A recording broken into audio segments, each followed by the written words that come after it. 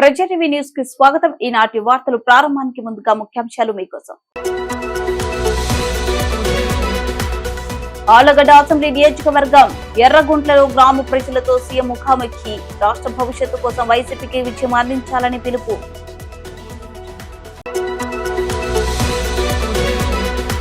నంద్యాల సిద్ధం సభకు గ్రామాల నుండి ప్రత్యేక బస్సులలో నంద్యాలకు తరలివచ్చిన ఆళ్లగడ్డ నియోజకవర్గం వైసీపీ శ్రేణులు.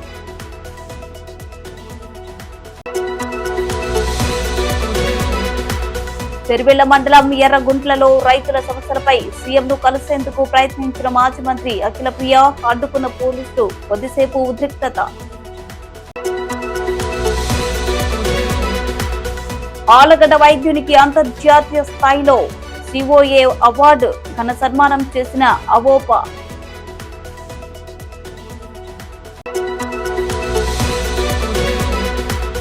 ఏపీలో పేదోళ్లకు పెత్తందారులకు యుద్ధం కాదు, పేదోళ్లకు రాక్షసుడికి మధ్య యుద్ధం. టీడీపీ ఎంపీ అభ్యర్థి బైరెడ్డి శబరి. ముఖ్యమంత్రి జగన్మోహన్ రెడ్డి సిద్ధం బస్సు యాత్ర సందర్భంగా ఆళ్లగడ్డ నియోజకవర్గంలోనే ఎర్రగుంట్ల గ్రామస్తులతో ముఖాముఖి నిర్వహించారు.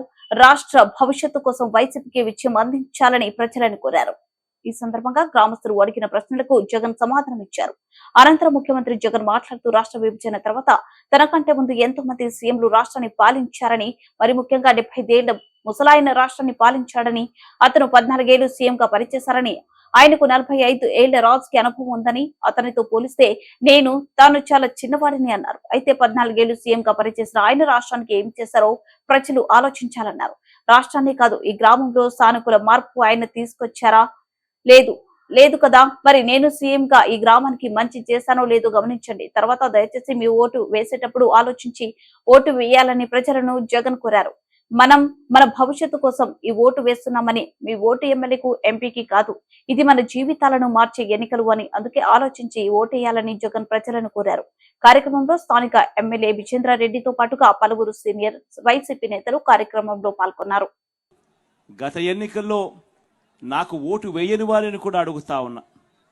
రకరకాల కారణాలు కావచ్చు, కులం కావచ్చు, లేదా పార్టీలో అభిమానించే వాళ్ళు వేరే వాళ్ళు అయి ఉండొచ్చు, రకరకాల కారణాలు అయి ఉండొచ్చు. కానీ వాళ్ళందరినీ కూడా అడుగుతా ఉన్నా, ఒక్కసారి ఇంటికి వెళ్ళండి. ఇంటికి వెళ్ళిన తర్వాత ఓటు వేసేటప్పుడు కేవలం ఎమ్మెల్యేలను ఎంపీలను ఎన్నుకునే ఓటు కాదిది. మనం వేసే ఈ ఓటు మన భవిష్యత్తు కోసం ఓటు వేస్తా ఉన్నాం. నంద్యాలలో ముఖ్యమంత్రి జగన్మోహన్ రెడ్డి నిర్వహించిన సిద్ధం సభకు ఆళ్లగడ్డ నియోజకవర్గంలోని గ్రామం నుండి ప్రత్యేక బస్సులలో నంద్యాలకు తరలివచ్చారు. ఆళ్లగడ్డ నియోజకవర్గంలోని దొర్నిపాడు, చాగలమరి, రుద్రవరం, ఆళ్లగడ్డ, సిరివెల్ల, ఉయ్యాలవాడ మండలాల నుండి ఆయా మండల నేతలు, కార్యకర్తలు సిద్ధం సభకు తరలివచ్చారు. దొర్నిపాడు మండలం నుండి నేతలు పేడేల విఘ్నేవర్ధన రెడ్డి, బత్తల నాగేశ్వరరావు ఆధ్వర్యంలో సిద్ధం సభకు వైసీపీ నేతలు, కార్యకర్తలు తరలివచ్చారు. ఆళ్లగడ్డ నుండి నంద్యాల హైవే మొత్తం సిద్ధం సభలకు తరలివచ్చే బస్సులతో కిక్కిరిసిపోయింది.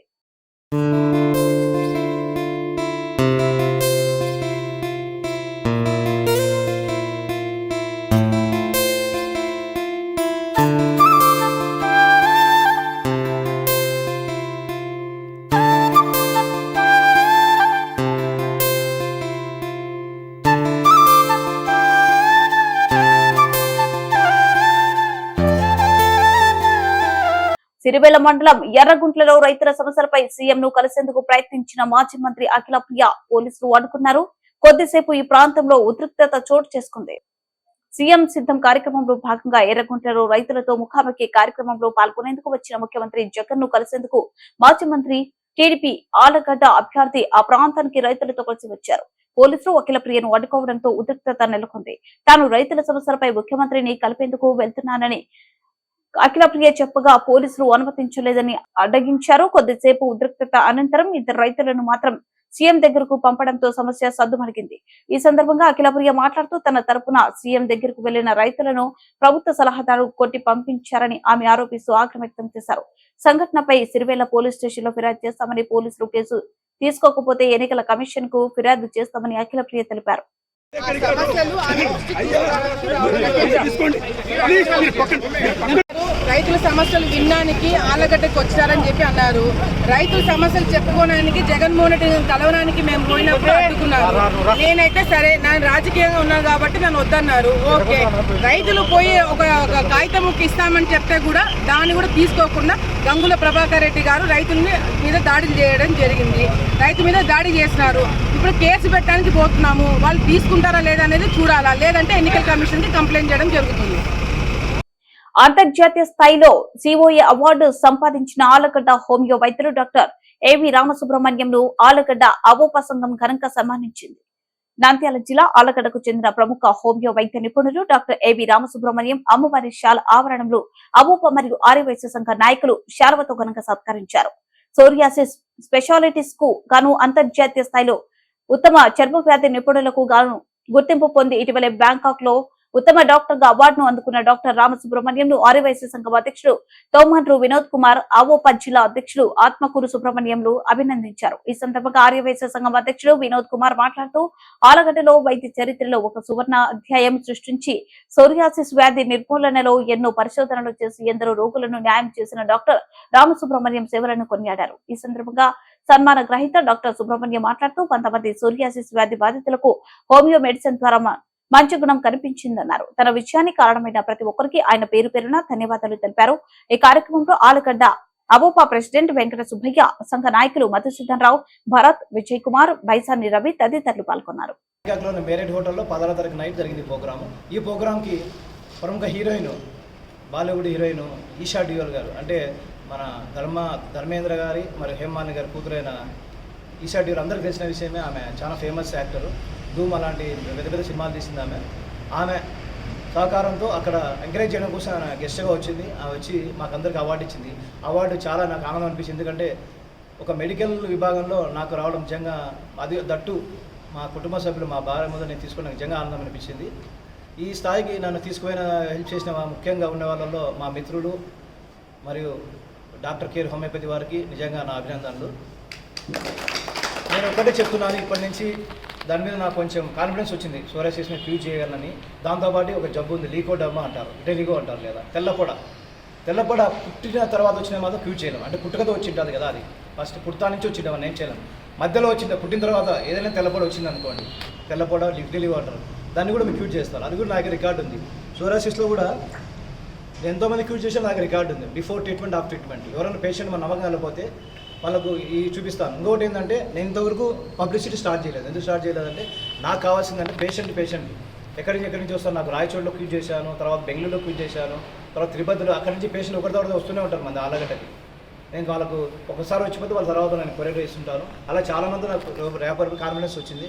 ఇప్పుడు ఏం చేస్తున్నా అంటే, మనం కొంచెం డెవలప్మెంట్ కావాలనే ఉద్దేశంతో వారానికి 2 రోజులు 3 రోజులు నేను అక్కడ క్లినిక్ ఓన్గా స్టార్ట్ చేస్తున్నాను. త్వరలో హైదరాబాద్లో ఈ మధ్య రూమ్ తీసుకున్నాను. త్వరలో ఒక 2-3 నెలల్లో నేను అక్కడికి వెళ్ళి, ఇక్కడ కూడా వస్తున్న 4 days 5 days రావాలంటారు, అక్కడ చేస్తున్నాను. దానికి కూడా మీ సహకారం అవసరము. ఖచ్చితంగా నేను చెప్పేంటే సోరియాసిస్కు నేను 100% గ్యారంటీ ఇస్తాను. వారు నమ్మకంగా కోర్స్ వాడాల్సి వస్తుంది. దాని రికార్డు పరంగా అయినా సరే, ఆఫ్ ద రికార్డ్ అయినా సరే, ఏదైనా సరే మీకు చేస్తాను. రాష్ట్రంలో ఏనకుడు సభ జరిగిన ముఖ్యమంత్రి జగన్మోహన్ రెడ్డి పేదోడికి పెత్తందారులకు యుద్ధమని చెప్పడం హాస్యాస్పదమని, పేదోడికి రాక్షసుడికి యుద్ధం జరుగుతుందని నంద్యాల టీడీపీ ఎంపీ అభ్యర్థి బైరెడ్డి శబరి పేర్కొన్నారు. నంద్యాల పట్టణంలోని విశ్వనగర్ లో ఆమె ఇంటింటి తెలుగుదేశం అసెంబ్లీ అభ్యర్థి ఎన్ఎండి ఫారూక్ తో కలిసి నిర్వహించారు. ఈ సందర్భంగా ఆమె ఆ కాలనీ ప్రాంత సమస్యలు అడిగి తెలుసుకున్నారు. అనంతరం శబరి మీడియాతో మాట్లాడుతూ, గత 5 ఏళ్లుగా సీఎం జగన్ పేదోడిని మరింత పేదోడిగా మార్చారన్నారు. విద్య, వైద్యం అన్ని రంగాలలో ఆయన ఇచ్చిన మాట నిలబెట్టుకోలేదన్నారు. ల్యాండ్ మాఫియా ఆకడాలు మితిమీరిపోయాయని, నిరుద్యోగులకు జాబ్ క్యాలెండర్ మాట ఏమైందని ఆమె ప్రశ్నించారు. రాబోయే ఎన్నికలలో జగన్ కు ఓటుతో ప్రజలు బుద్ధి చెప్పాలని ఆమె కోరారు. ఈ కార్యక్రమంలో టీడీపీ నేతలు ఎన్ఎండి ఫిరోజ్, తులసిరెడ్డి, వెదుర్ల రామచంద్రరావు, ఏవీఆర్ ప్రసాద్ తదితరులు పాల్గొన్నారు. అలాగే ఈరోజు ఇప్పుడే జస్ట్ సాక్షి న్యూస్లో చూసిన, ఏమంటారు, కలియుగ అర్జునుడు వస్తున్నాడంట నంద్యాలకు. మరి కలియుగ అర్జునుడు వస్తున్నాడా లేకపోతే కలియుగ రాక్షసుడు వస్తున్నాడా ప్రజలే చెప్పాలి. ఇంకో మాట అంటారు ఇక్కడంట, పేదలకు పెత్తందారులకు మధ్య యుద్ధం అంట. అంటే జగన్మోహన్ రెడ్డి గారు పేదవాడు అని ఎవరైనా ఈ లోకంలో అనగలుగుతారా? ఆయన పేదవాడైతే అసలైన పేదవాడు ఏమనుకోవాలి, ఇంకా ఏమనాలా? ఇది పేదవాడికి పెత్తందారులకు మధ్య యుద్ధం కాదు, ఇది కేవలం పేదవాడికి రాక్షసులకు మధ్య యుద్ధం ఈ 5 సంవత్సరాలు జరిగింది. ఇక్కడ జగన్మోహన్ రెడ్డి గారు 5 సంవత్సరాల క్రితం ఎన్నో హామీలు ఇచ్చారు. మరి రేపు నంద్యాలకు వస్తున్నారంట ఆయన. ఏ హామీలను నెరవేర్చారో చెప్పమని చెప్పండి. ఈరోజు జాబులు ఇప్పిస్తాను, దాదాపు సంవత్సరానికి 4 లక్షల జాబులు ఇప్పిస్తానని అన్నారు. మరి ఎన్ని జాబులు నంద్యాల పార్లమెంట్లో ఇప్పించారు అని అడుగుతున్నాను నేను. ఎన్ని పరిశ్రమలు తీసుకొచ్చారు నంద్యాల పార్లమెంట్లో అని ప్రశ్నిస్తున్నారు. ఈరోజు ఉన్న పరిశ్రమలలో కూడా మన లోకల్ వాళ్ళు జాబులో పెట్టుంటే, చంద్రబాబు నాయుడు గారి హయాంలో ఇచ్చిన పరిశ్రమలలో మన లోకల్ పిల్లలను జాబులలో పెట్టుంటే వాళ్ళను తీసేసి ఎక్కడో డబ్బుల కోసం బీహార్ నుంచి, ఒరిస్సా నుంచి వచ్చిన పిల్లలకు జాబులు ఇప్పించారు. ఇదా మరి అభివృద్ధి అంటే? లేదంటే ఇక్కడ కరెంటు ఛార్జీలు సంవత్సరంలో 9 సార్లు కరెంటు ఛార్జీలను పెంచాడు. ఈ కేవలం కరెంటు పైనే 64 లక్షల కోట్ల రూపాయలు ఈరోజు అప్పులో ఉన్నాం. ట్రూ అప్ ఛార్జీల పేరుతో, లేదంటే స్పీడ్ మీటర్లో ఏదో మీటర్లు చెప్తారు, మీటర్లు పెడుతున్నామని చెప్తారు. ప్రజల నుండి ఆఖరికి పన్నులు, చెత్త పన్నులు, ఇలాంటి కార్యక్రమాలు చేసుకుంటూ పోతున్నారు. మరి శాండ్ మాఫియా, శాండ్ కానీ ఎర్ర మట్టి కానీ ఈరోజు ఏమన్నారు? ఆ రోజు శాండ్ ఎక్కడైతే ఇల్లీగల్గా ఏదైనా ఉంది అంటే అది ఆపేస్తాము, అది అరికడతాము అని అన్నారు. ఆ రోజు ఏం జరగలేదు. కానీ ఈరోజు మటుకు కేవలం ఆ శాండ్ దున్నుకోవడానికని చెప్పి గేట్లు కూడా వదలని పరిస్థితి. ఈరోజు కరువు ఎందుకు వచ్చింది? ఇంత కరువు ఎందుకు వచ్చింది? నీళ్లు లేక ఎందుకు అల్లాడిపోతున్నారు అంటే కేవలం వాళ్ళు ఇసుక దున్నుకోవడానికని చెప్పి గేట్లు వదలకుండా, లేకపోతే ఎప్పుడు ఏ టైంలో సకాలంలో గేట్లు వదలకుండా చేస్తున్న పని ఇది. అలాగే ఈరోజు ఆయన ఒకటే సమాధానం చెప్పాలా, అమ్మఒడి అని చెప్పారు. మరి అమ్మఒడి ఎవరెవరికి అందిందండి?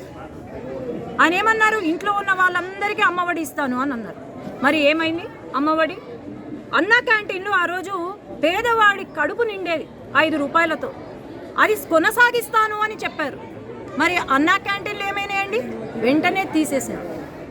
అట్లాగే ఈరోజు మన ఉద్యోగస్తులు ఉన్నారు, డిఏలు సకాలంలో ఇస్తానన్నారు, ఏమైంది?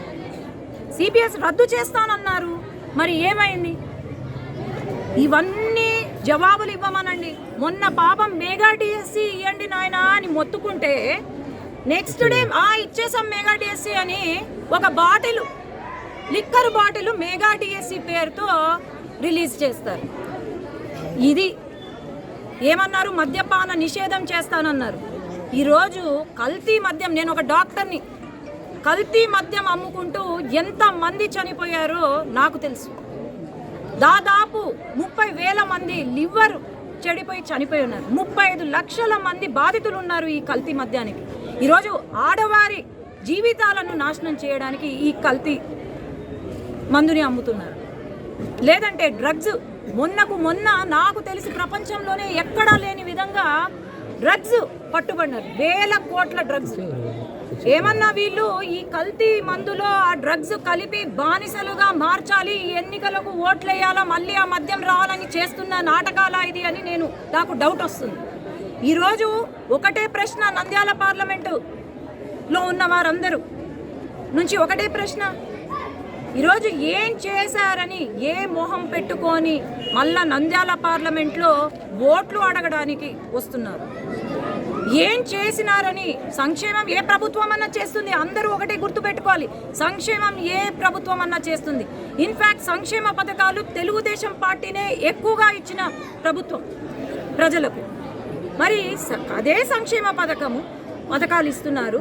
అలాగే అభివృద్ధి తెలుగుదేశం పార్టీ చేసిన అభివృద్ధి ఇంకా ఏ రాష్ట్రంలోనూ ఏ గవర్నమెంట్ కూడా చేయలేని అభివృద్ధి తెలుగుదేశం పార్టీ చేసింది. కాబట్టి ప్రజలు అందరూ కూడా గుర్తుపెట్టుకోవాలి, సంక్షేమ పథకాలకు ఒక్కటే మీరు ఓట్లు వేస్తున్నారంటే గమనించుకోండి, మన పిల్లల జీవితాలు నాశనం అవుతున్నాయి, ఇక్కడ మన బ్రతుకులు బాగుపడవు. కాబట్టి ఇక్కడ నాకు తెలిసి రేపు జగన్మోహన్ రెడ్డి గారు ఎందుకు వస్తున్నారంటే, పాపము గోల్డ్ మెడల్ ఇంజనీరింగ్ డిగ్రీ చదువుకున్న వాళ్ళు గోల్డ్ మెడలిస్ట్ ఈరోజు రోడ్డున పడ్డారు. ఏమి ఇచ్చారు? గోల్డ్ మెడల్ అంట, ఆయన బ్రాండు. స్పెషల్ స్టేటస్ గురించి అడిగే దిక్కు లేదు, కానీ స్పెషల్ స్టేటస్ అని లిక్కర్ బాటిల్ బ్రాండ్. మొన్న వైనాట్ 175 వైనాట్ 175 అన్నారు.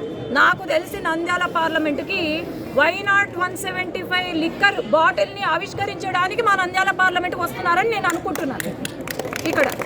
అంతేగాని మాకు ఏం హామీలు ఇచ్చారు, మీరు ఏం చేశారు? ఇరిగేషన్ ప్రాజెక్ట్స్ నీళ్లు లేక చచ్చిపోతున్నాము నంద్యాల పార్లమెంట్ లో ప్రజలందరూ. వార్తలు ముగించే ముందు ముఖ్యాంశాలు మరోసారి. ఆళ్లగడ్డ అసెంబ్లీ నియోజకవర్గం ఎర్రగుంట్లలో గ్రామ ప్రజలతో సీఎం ముఖాముఖి. రాష్ట్ర భవిష్యత్తు కోసం వైసీపీకి విజయం అందించాలని పిలుపు.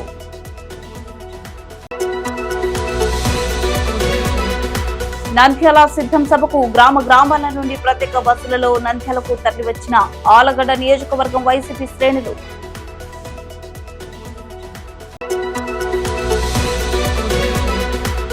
చెరువెళ్ల మండలం ఎర్రగుంట్లలో రైతుల సమస్యలపై సీఎంను కలిసేందుకు ప్రయత్నించిన మాజీ మంత్రి అఖిలప్రియ అడ్డుకున్న పోలీసులు. కొద్దిసేపు ఉద్రిక్తత.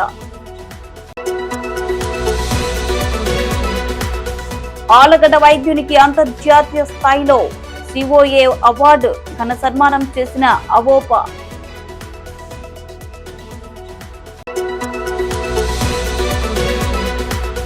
ఏపీలో పేదోళ్లకు పెత్తందారులకు యుద్ధం కాదు, పేదోళ్లకు రాక్షసుడికి మధ్య యుద్ధం. టీడీపీ ఎంపీ అభ్యర్థి బైరెడ్డి శబరి.